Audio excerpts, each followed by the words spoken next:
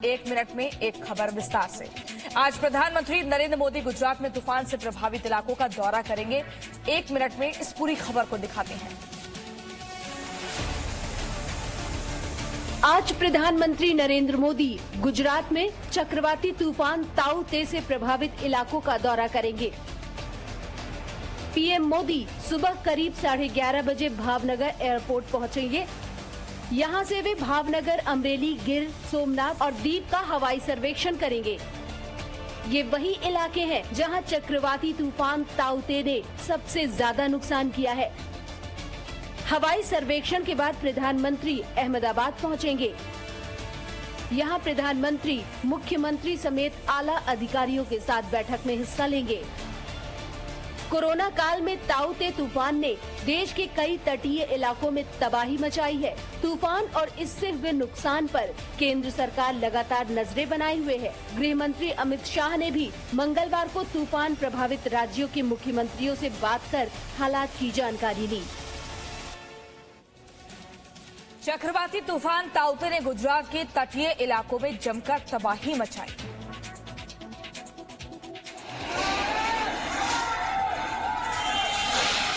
चक्रवाती तूफान ताऊ ते ने सिर्फ महाराष्ट्र में तबाही नहीं मचाई, बल्कि ये निशान तूफान की दस्तक के बाद गुजरात के कई इलाकों में दिखाई दिए। तूफानी हवाएं जहां जहां से गुजरी, सब कुछ बर्बाद हो गया।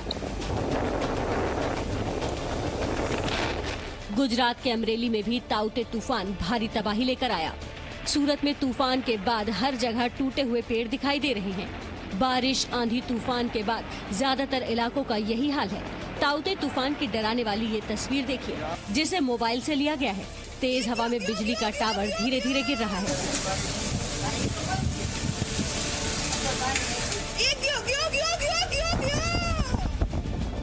जूनागढ़ की ये तस्वीर गवाह है कि तूफान के सामने जो भी आया वो तबाह हो गया। हालांकि गुजरात में अब ताऊ ते तूफान कमजोर पड़ गया है। ताऊ ते तूफान से महाराष्ट्र के कई इलाकों में भी जोरदार बारिश हुई। समंदर से सटे इलाकों में ताऊ ते तूफान से काफी नुकसान हुआ है। तूफान के साथ तेज बारिश हुई। लगातार बारिश के बाद महाराष्ट्र के कई इलाकों में पानी भर गया है। सड़कें मानो किसी तालाब की तरह दिखाई दे रही हैं। मुंबई से ताऊ ते तूफान तो चला गया, लेकिन तबाही के निशान छोड़ गया। ये महाराष्ट्र के विरार का इलाका है। यहाँ सड़कें पूरी तरह से डूबी हुई हैं। दुकानों की छतों का नामो निशान नहीं है। ये तस्वीरें मुंबई के विक्रोली की हैं। तूफानी हवाएं चली और देखते ही देखते ये पेड़ गिर गया। सड़क से गुजर रही महिला बाल बाल बच गई। ताऊ ते तूफान के कारण 2500 से ज्यादा घरों को नुकसान हुआ है, जबकि 6 घर पूरी तरह से ढह गए। महाराष्ट्र में ताऊ ते तूफान से अब तक 14 लोगों की मौत हो गई है।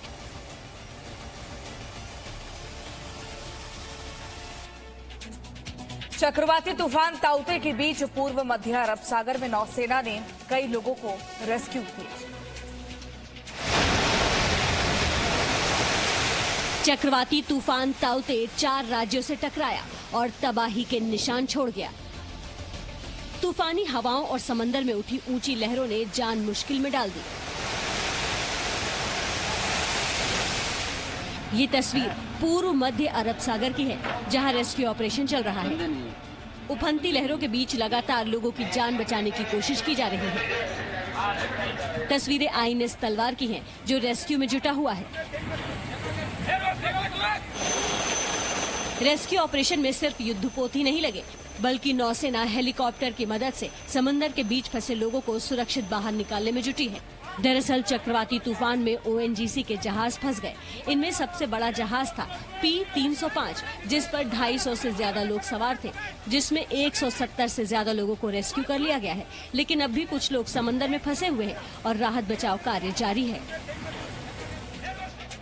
नारदा स्टिंग मामले में आज कलकत्ता हाईकोर्ट में टीएमसी नेताओं की जमानत याचिका पर सुनवाई होगी। नारदा स्टिंग मामले में आज कलकत्ता हाईकोर्ट में हिरासत में लिए गए टीएमसी नेताओं की जमानत याचिका पर सुनवाई होगी। इस मामले में सीबीआई ने 2 मंत्रियों और 1 विधायक के साथ पार्टी के पूर्व नेता को हिरासत में लिया था। कलकत्ता हाईकोर्ट ने आज इन सभी की जमानत पर कार्यकारी मुख्य न्यायाधीश राजेश बिंदल की अगुवाई वाली 2 जजों की बेंच सुनवाई करेगी। सीबीआई की विशेष अदालत ने इस मामले में टीएमसी के नेता फिरहाद हाकिम, सुब्रत मुखर्जी, विधायक मदन मित्रा, पूर्व टीएमसी नेता और कोलकाता के पूर्व महापौर शोभन चटर्जी को सोमवार को जमानत दे दी थी, लेकिन कलकत्ता उच्च न्यायालय ने जल्दी ही सीबीआई अदालत के आदेश पर रोक लगा दी। इस मामले में टीएमसी नेताओं को हिरासत में लिए जाने के बाद पार्टी कार्यकर्ताओं ने सोमवार देर रात तक सीबीआई दफ्तर के बाहर जमकर हंगामा किया था। टीएमसी का आरोप है कि बीजेपी बंगाल को न जीत पाने के कारण ऐसी कार्यवाही कर रही है। कांग्रेस नेताओं ने दिल्ली पुलिस को चिट्ठी लिखकर बीजेपी नेताओं पर एफआईआर दर्ज करने की मांग की है। कांग्रेस नेताओं ने दिल्ली के पुलिस कमिश्नर को चिट्ठी लिखकर बीजेपी के कई वरिष्ठ नेताओं पर एफआईआर दर्ज करने की मांग की है। कांग्रेस ने दिल्ली पुलिस कमिश्नर और तुगलक रोड एसएचओ को ये चिट्ठी लिखी है, जिसमें बीजेपी अध्यक्ष जेपी नड्डा और पार्टी के प्रवक्ता संबित पात्रा के अलावा स्मृति ईरानी, बीएल संतोष समेत कई और नेताओं के नाम हैं। कांग्रेस ने अपनी चिट्ठी में लिखा है कि हम जेपी नड्डा, संबित पात्रा, स्मृति ईरानी, बीएल संतोष समेत बीजेपी के कई नेताओं के खिलाफ एफआईआर दर्ज की मांग कर रहे हैं। इन लोगों ने देश में अशांति और सांप्रदायिक अशांति फैलाने के मकसद से सोशल मीडिया के जरिए झूठी बातें फैलाई है। आप पिछले 7 साल से देख रहे हैं कि अगर नौजवानों ने आवाज उठाई फीस वृद्धि के खिलाफ, एक टूल किट आ जाता है। देश के बुद्धिजीवी वर्ग ने आवाज उठाई, टूल किट आ जाएगा। एक और कोवैक्सीन बच्चों के वैक्सीनेशन को लेकर जल्द ही ट्रायल शुरू करेगा, तो वहीं दूसरी ओर आधार पूनावाला ने भारत में वैक्सीनेशन को एक चुनौती बताया है। कोरोना काल में बच्चों के लिए वैक्सीन तैयार करने के लिए कोवैक्सीन बनाने वाली कंपनी भारत बायोटेक जल्द ही 2 से 18 वर्ष के बच्चों पर ट्रायल शुरू करेगी।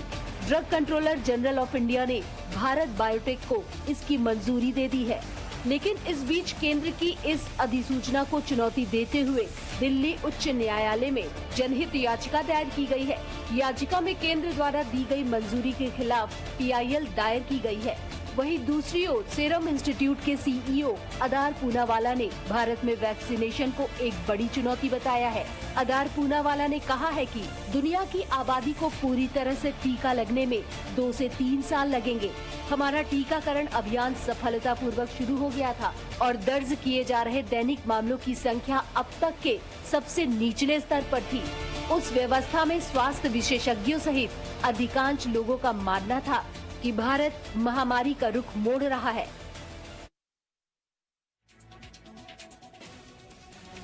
और अब देश भर का कोरोना अपडेट देखिए बस 1 मिनट में।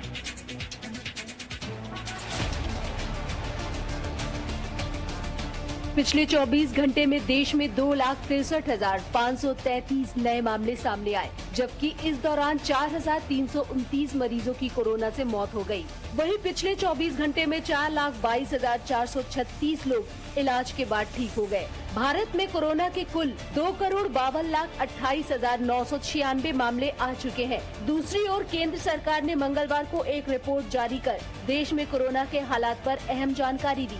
केंद्र सरकार ने कहा कि तमिलनाडु, त्रिपुरा, सिक्किम, अरुणाचल प्रदेश, मणिपुर, मिजोरम में कोविड-19 के मामलों और संक्रमण दर में वृद्धि दर्ज की जा रही है, जबकि महाराष्ट्र, उत्तर प्रदेश, दिल्ली, बिहार, मध्य प्रदेश और छत्तीसगढ़ में कोविड-19 मामलों और संक्रमण दर में गिरावट नजर आ रही है। आंकड़ों के मुताबिक भारत की कुल आबादी का करीब 1.8% अब तक कोविड-19 से प्रभावित हुआ है। दिल्ली सरकार ने कोरोना के घटते मामलों के बीच लोगों के लिए कुछ योजनाओं का ऐलान किया है।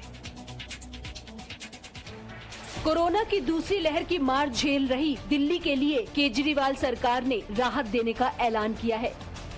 दिल्ली सरकार ने कहा है ऐसे हर परिवार को जहां कोरोना से किसी की मौत हुई है उन्हें 50,000 रुपए की आर्थिक मदद दी जाएगी। जिन परिवारों में कमाने वाले व्यक्ति की मौत कोरोना से हुई है वहां 2,500 रुपए प्रति महीने पेंशन दी जाएगी। जिन बच्चों के माता पिता या फिर पेरेंट की कोरोना से मौत हुई है उन्हें हर महीने 2,500 की आर्थिक मदद और मुफ्त शिक्षा दी जाएगी। साथ ही गरीब परिवारों को 10 किलो मुफ्त राशन भी मुहैया कराया जाएगा।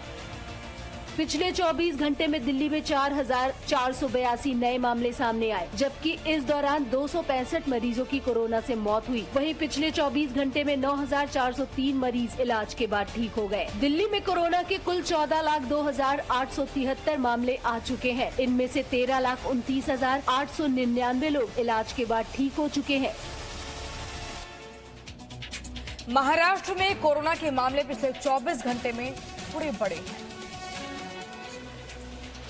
महाराष्ट्र में कोरोना के नए मामलों की संख्या थोड़ी बढ़ी है।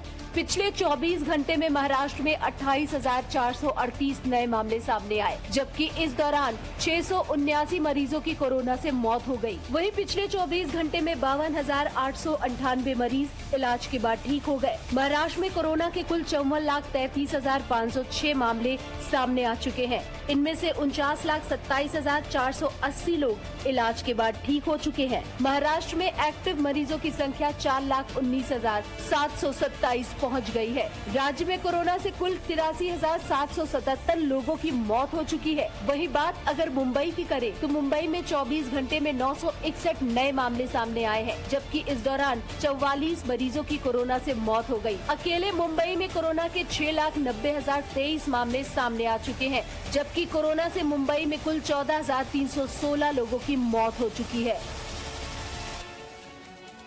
मध्य प्रदेश में इंदौर में कोरोना लॉकडाउन के बावजूद एक शादी समारोह आयोजित किए जाने का वीडियो वायरल हुआ है। देखिए।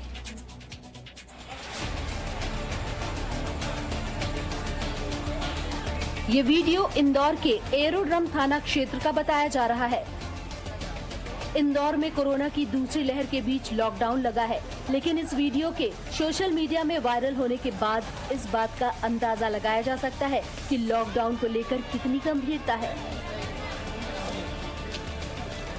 इस वीडियो में आपको सोशल डिस्टेंसिंग तो छोड़िए, लोगों के चेहरे पर मास्क भी मुश्किल से नजर आएगा। इससे भी ज्यादा हैरानी आपको इस बात की होगी कि ये वीडियो इस इलाके के एसआई द्वारा आयोजित शादी का है। फिलहाल अधिकारी इस मामले में जांच किए जाने का हवाला दे रहे हैं।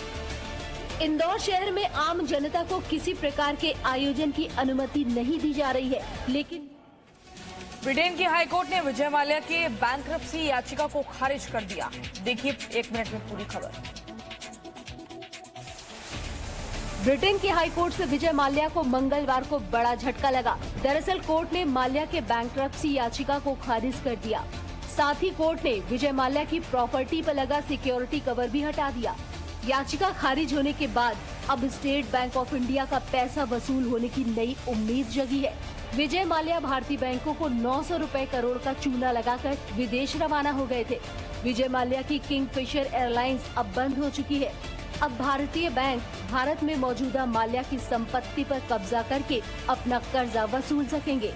गौरतलब है कि इससे पहले भारतीय स्टेट बैंक के नेतृत्व में एक कंसोर्टियम ने अप्रैल में लंदन हाईकोर्ट में सुनवाई के दौरान भगोड़े व्यवसायी को दिवालिया घोषित किए जाने की पुरजोर कोशिश की थी। विजय माल्या पर बंद हो चुकी किंगफिशर एयरलाइंस के लिए गए ऋण के हजारों करोड़ रुपए बकाया है। विजय माल्या अपनी दिवालिया किंगफिशर एयरलाइन से जुड़े 9,000 करोड़ रुपए बैंक ऋण को जानबूझकर न चुकाने के आरोपी हैं। छत्तीसगढ़ स्टेडियम हत्या मामले में दिल्ली की रोहिणी की कोर्ट ने पहलवान सुशील कुमार की अग्रिम जमानत अर्जी को खारिज कर दिया है। छत्तीसगढ़ स्टेडियम हत्याकांड में सोमवार को दिल्ली पुलिस ने ओलंपिक पदक विजेता सुशील कुमार पर 1 लाख का नकद इनाम देने की घोषणा कर दी है। साथ ही सुशील के साथ फरार चल रहे एक और आरोपी अजय की खबर देने वाले पर 50,000 रुपए इनाम देने का ऐलान किया है। बीते हफ्ते दिल्ली की एक अदालत ने इसी मामले में 2 बार के ओलंपिक पदक विजेता के खिलाफ लुकआउट नोटिस जारी किया था, लेकिन कुछ दिनों बाद छत्तीसगढ़ स्टेडियम विवाद के सिलसिले में सुशील कुमार और 6 अन्य के खिलाफ खिलाफ गैर जमानती वारंट जारी किया था। मारपीट में शामिल पीड़िता के बयान पुलिस पहले ही दर्ज करा चुकी है। शहर के उत्तरी हिस्से में छत्रसाल स्टेडियम में मंगलवार की रात अन्य पहलवानों ने मृतक पहलवान और उनके 2 दोस्तों के साथ कथित तौर पर बेरहमी से मारपीट की। ये मारपीट मॉडल टाउन इलाके में एक फ्लैट खाली कराने को लेकर हुई थी, जिसमें पीड़िता ने आरोप लगाया था कि सुशील कुमार झड़प के समय मौजूद थे। Presenting V News app, available on Google Play and App Store. Download it now.